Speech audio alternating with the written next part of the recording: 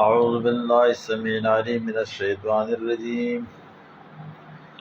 بسم اللہ الرحمن الرحیم ان الدین عند اللہ الاسلام۔ محترم ناظرین و سامعین، السلام علیکم ورحمۃ اللہ وبرکاتہ۔ محترم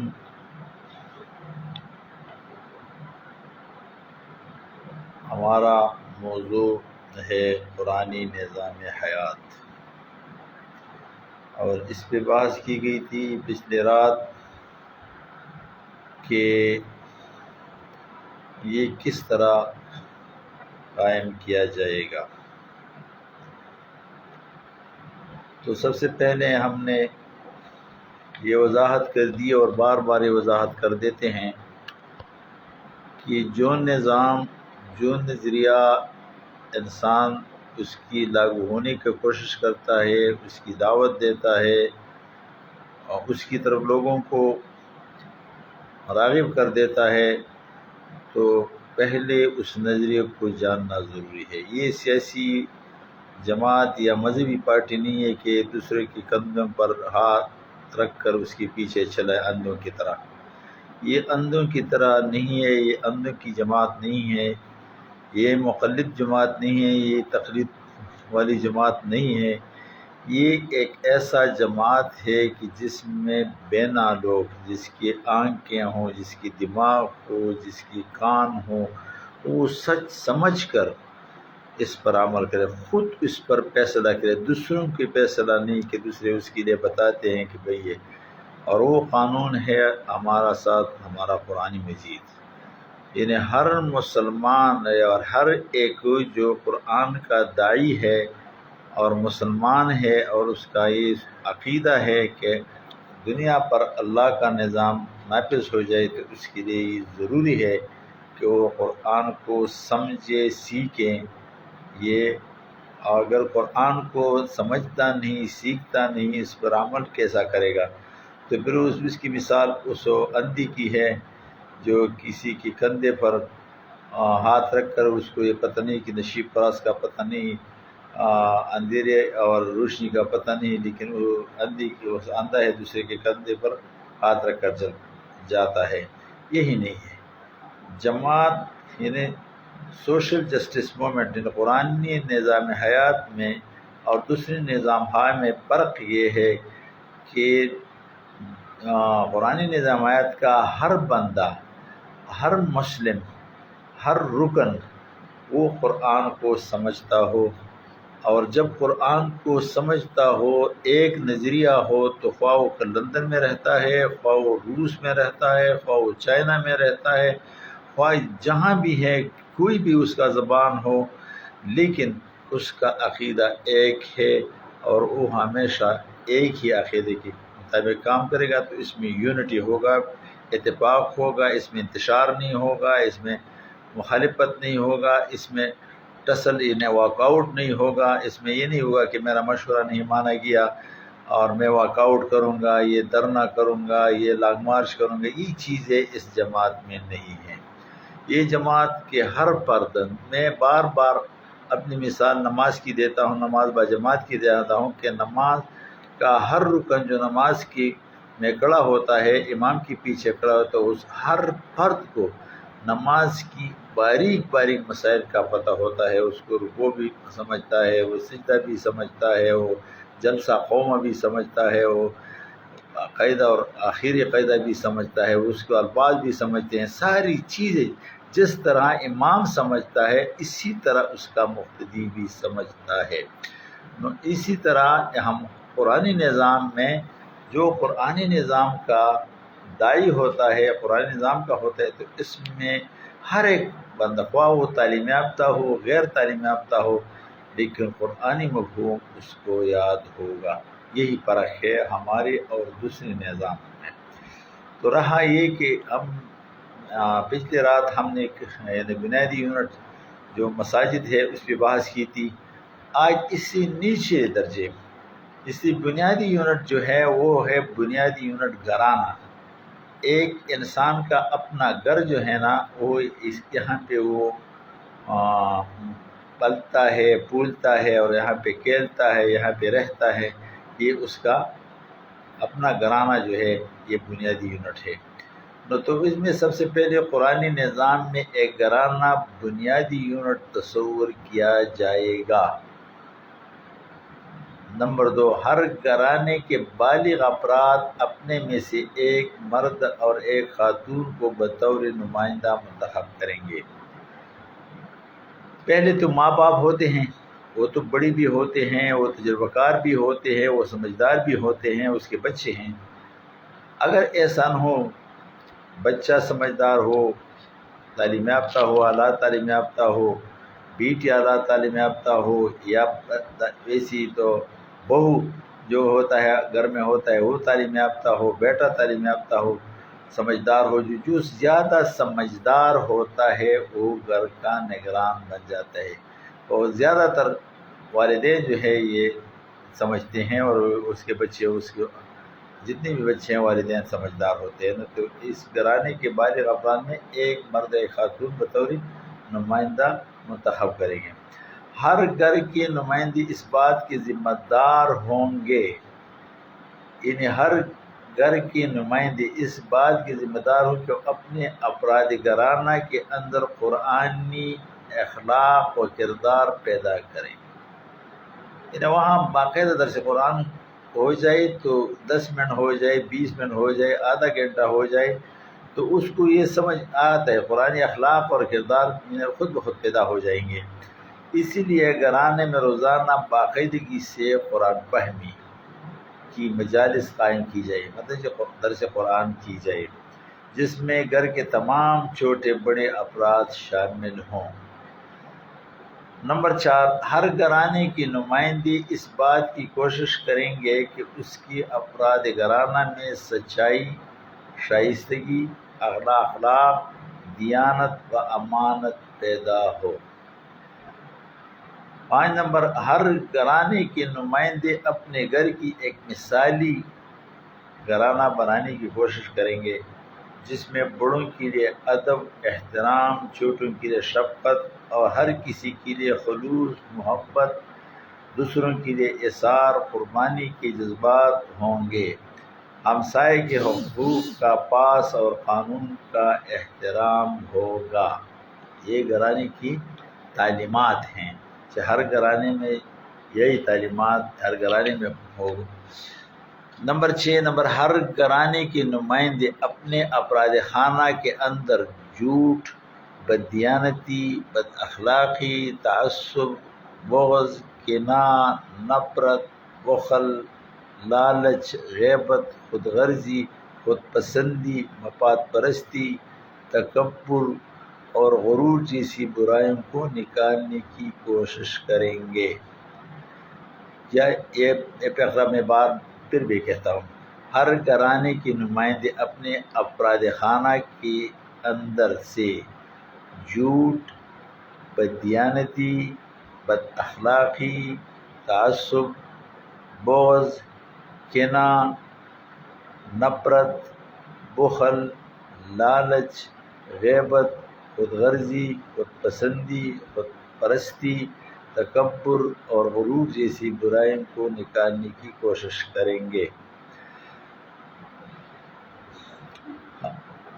نمبر 7، ہر گھرانے کے نمائندے اس بات کے ذمہ دار ہوں گے کہ اس کے گھرانے کا کوئی فرد نشہ بازی، جوا بازی، دغا بازی، فریب کاری، چوری، غنڈہ گردی وغیرہ جیسی برائی میں مبتلا نہ ہونے پائے۔ نمبر 8، ہر گھرانے کے نمائندے اس بات کا خیال رکھیں گے کہ اس کے افراد خانہ کی غذا متوازن ہو اور کھانے کے عادات صحت کے عالمی اصولوں کے مطابق ہوں۔ نمبر 9، ہر گھرانے کے نمائندے اپنے افراد خانہ کے اندر سادہ پسندی پیدا کریں، سادہ اور متوازی غذا، سادہ لیکن صاف ستھرا لباس، سادہ اور صحت مند جسم، سادہ اور متوازن عادات، سادہ رسم و رواج، یہ بنیادی اصول ہیں۔ اور ہر گھرانے کے دونوں نمائندے یعنی عورت اور مرد اپنے گھرانے کے سلسلہ میں کیا اپنے ایک رپورٹ بنائیں گے، لیکن پر سے اس کا پوچھ گچھ ہوگا اور ایک رپورٹ بنا کے وہ فائل کریں گے، تاکہ دوسرے وقت اس کو دیکھیں گے کہ آیا ہمارے گھرانے کی کوئی مشکلات یا کوئی ہے کہ نہیں۔ اور اگر بدیگر صورت جب بھی حلقہ وائز اور حلقے کا جو میں نے کل کیا تھا حلقے میں مسجد والے، تو اس کو بھی رپورٹ پیش کریں گے اگر حلقی کیرٹ بن جائے۔ اگر حلقہ واز ان میں کہہ دیا تھا کہ علاقے حلقہ کے مسجد، اس مسجد میں امام مجسٹریٹ جو ہوتا ہے وہ اس کا انچارج ہوتا ہے، اور وہاں وہ فیصلے بھی کرتے ہیں، وہ ابھی نماز بھی پڑھاتے ہیں، اور اسی طرح سب چیزیں کرتے ہیں، وہ ساری اپنے حلقہ کے نگران ہوتا ہے۔ تو اس کو بھی گھرانے کی یونٹ جو ہے نا، اس کی رپورٹ بھی اس کو پیش کی جاتی ہے کہ اس میں یہ کہ گھرانے کے سارے معاملات اس کے سامنے آئیں گے کہ اس گھر میں کتنے افراد ہیں، بالغ کتنے ہیں، نابالغ کتنے ہیں، اور اسی طرح مرد کتنے ہیں، عورتیں کتنے ہیں، شادی شدہ ہیں، غیر شادی شدہ ہیں، اس کے اخراجات کیسے ہیں، آمدن کیسا ہے، حرام ہے حلال ہے، کہاں سے کماتا ہے، یہ ساری چیزیں حلقے کے امام مجسٹریٹ کو جو نا اس کو پتہ ہونی چاہیے، تاکہ اس کی میں جو کرنا ہوتا ہے ضروری کام تو وہ اسے کریں گے۔ تو ہم نے یہ سلسلہ شروع کیا ہے، انشاءاللہ آپ باقاعدگی سے سنیں۔ تو اسی طرح اگر معاشرہ سازی ہو جائے اور جس طرح یہ حکومت بن جائے تو انشاءاللہ وہ نہ مٹنے والی حکومت ہوگی، تاحیات حکومت ہوگی، کیونکہ اس میں لالچ نہیں ہوگا، اس میں دوسرے کو زیر کرنا نہیں ہوگا، اس میں اپنا بات جتانا نہیں ہوگا، اس میں ہار جیت کی بات نہیں ہوگی۔ یہ کیا ہوگی؟ یہ ایک معاشرہ ایسے افراد کے جو کہ اپنے گھر کے افراد، اور اپنے گھر کے افراد اپنا بھائی اپنے بھائی کے لیے وہ چیز وہ پسند کرتا ہے جو اپنے لیے پسند کرتا ہے، وہ اپنے ماں باپ کے لیے وہی چیز پسند کرتا ہے جو اپنے لیے پسند کرتا ہے، ماں باپ بھی اپنے بچوں کے لیے وہ چیز پسند کرتے ہیں جیسے کہ وہ اپنے پسند۔ تو اسی طرح معاشرہ بننے سے جس میں لالچ نہیں ہو، بیرونی مداخلت نہ ہو، بیرونی نظریے کی مداخلت ہو۔ آج ہمارے پاکستان میں آپ دیکھیں کہ بیرونی مداخلت ہوتی ہے، امریکہ اس میں انٹرفیرنس کرتا ہے، چین اس میں انٹرفیرنس کرتا ہے، روس اس میں انٹرفیرنس کرتا ہے، مغرب اس میں انٹرفیرنس کرتا ہے، ساری کے ساری اس میں انٹرفیرنس ہے، اور اس کے مختلف یہ بہت اچھے ناموں سے آتے ہیں۔ کوئی کہتا ہے کہ ہم سرمایہ کاری کریں گے، ہم یہ کریں گے، ہم یہ کریں گے، اس کی آثار جو سرمایہ کریں گے، چین والے یہاں آ جائے اسے پیک کے طور پر، یا مغربی روس آ جائے، یا ویسے انڈیا سے آ جائے، ایران آ جائے، جو بھی آ جائے، تو پھر ہم اس کی صفت کریں گے۔ جیسے کہ ہمارے ہر جگہ میں لوگ مثالیں دیتے ہیں، چائنا کی مثالیں دیتے ہیں، جرمنی کی مثالیں دیتے ہیں، یہ نہیں ہونی چاہیے۔ ہم ایسا اپنا ایسا بننا چاہیے کہ ہماری مثال لوگ اپنے وطن میں دے دیں کہ بھائی پاکستان یعنی مسلم سوسائٹی، یعنی پرانی نظام ایک ایسا نظام ہے جو برادری اور کیا معاشرہ سازی کے لیے سب سے اچھا نظام جو ہے وہ قرآنی نظام ہے، تاکہ لوگ یہ صفت کریں۔ یہ صفت نہیں کریں گے کہ ہم اپنے وطن میں بیٹھے اور چین کا صفت کریں گے، روس کا کریں گے، امریکہ کا کریں گے، اور ہمارے جو لیڈر آتے ہیں وہ ایکسپورٹ میں وہاں سے، اور یہ ہم فخر کرتے ہیں کہ ہمارا لیڈر جو ہے نا یہ پلان ایکسپورٹ سے پارے ہے، انگریزی خوب بولتا ہے، اسی طرح ہم نے دوسروں کے ساتھ باتیں کرتے، یہ نہیں ہے۔ شیطان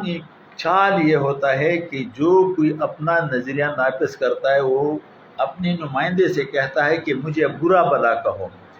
اگر کوئی امریکہ کو برا بلا کہتے تو سمجھ لو کہ یہ امریکہ کا نمائندہ ہے،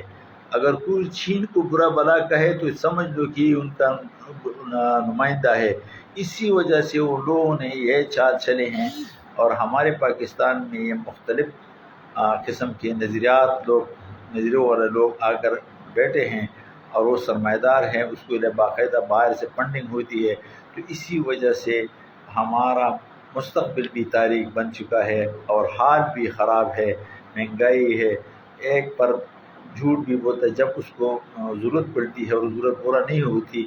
اس کی آمدنی اس کی ضرورت کو پورا نہیں کرتی، تو وہ جھوٹ بھی بولے گا، چوری بھی کرے گا، قتل بھی کرے گا، ذخیرہ دوزی بھی کرے گا۔ دنیا کی کوئی گناہ ایسی نہیں کو وہ نہیں کرے گا، سارے کرے گا، کیونکہ اس کو ضرورت ہے۔ لہذا اور دوسرے یہ جو مجسٹریٹ، یہ تاندار وغیرہ، یہ پولیس ہوتے ہیں، تو وہ بھی انصاف نہیں دیتے۔ اگر پوری چوری کرے گا تو پولیس والے جو تھانے کا ایس ایچ او ہوتا ہے، وہ اس کو اتنا مارتا ہے کہ وہ اگر اس نے کیا بھی نہیں تو وہ کہتا ہے کہ میں نے کیا ہے۔ جب بھی وہ عدالت کو پیش ہوتا ہے، مجسٹریٹ کو پیش ہوتا ہے، جج کو پیش ہو جاتا ہے، تو وہ پہلے یہ سوال کرتا ہے آپ کا وکیل کون ہے؟ تو یہ وہ نہیں سب پوچھتا کہ بھائی آپ نے چوری کیوں کی ہے، آپ نے کس چیز کی وجہ سے چوری، کس چیز نے آپ کو چوری کے لیے آمادہ کیا ہے، یہ کوئی مجسٹریٹ کوئی جج نہیں بولتا۔ تو اسی وجہ سے اس کالے قانون نے، اس انگریزی قانون نے، اسمارٹ لارڈ میں کالے کے قانون نے کیا بنایا ہے؟ معاشرہ کو مجرم بنا دیا ہے، ہر ایک کو مغرور بنا دیا ہے، اپنے کو بدماش بنا دیا ہے، کیونکہ وہ سمجھتا ہے کہ مجھے انصاف نہیں آتا، لہٰذا وہ فرار اختیار کرتا ہے اور وہ مغرور بن جاتا ہے اور دوسری معاشرے کے لیے ناصور بن جاتا ہے۔ لہٰذا آئیے اللہ کے لیے پرانے نظام کو اپنائیے، اور اس کو سمجھنے کے میں بار بار کہتا ہوں کہ آپ اس کی سمجھنے کے لیے اپنی 24 گھنٹے میں سے صرف 30 منٹ، ہمارا درس جو ہے نا وہ تو 20 منٹ 25 منٹ کے درمیان ہوتا ہے، زیادہ سے زیادہ کبھی کبھی بات لمبی ہو جاتی ہے 30 تک۔ آپ دیکھیں، آپ حقوق نہیں دیکھتا ہے، بس 5 منٹ کے 3 منٹ 5 منٹ 3 منٹ میں ہم کیا بات کریں، آپ کیا سمجھیں گے؟ آپ ایک فلم کو 3 گھنٹے دیتے ہیں، ایک خبر نامے کو 30 منٹ دیتے ہیں، ایک ڈرامے کو 30 منٹ دیتے ہیں، اس کو بھی دے دیں، اس کو شیئر کریں۔ اسی طرح بہت سے لوگ ہیں اس کے شائق ہیں، لہٰذا وہ سمجھ جائیں گے، اس کو ہمیں اچھے مشورے دیں گے، آپ بھی اچھے مشورہ دیں گے، اپنے دوستوں کو شیئر کریں، وہ بھی اچھے مشورے دیں گے، ایک طرح معاشرہ بن جائے گا، اور یہ اسلامی نظام، یہ انقلاب آ جائے گا انشاءاللہ۔ پھر ہمارے انقلاب جہاں تک یہ نظام ہوگا، ہماری کاتے میں عمل نامے میں وہ لکھا جائے گا، نیکی لکھا جائے گا، لہٰذا ہمارے مرنے کے بعد بھی ہمارے لیے ایک ثواب کا حیثیت رکھے گا۔ لہٰذا آپ کوشش کریں کہ اس نظام، اس درس کو پڑھیں، آگے شیئر کریں، اور خود قرآن کو نکھاریں اور اس کو سمجھنے کی کوشش کریں، انشاءاللہ دنیا بھی کامیاب اور آخرت بھی کامیاب۔ وما علینا الا البلاغ۔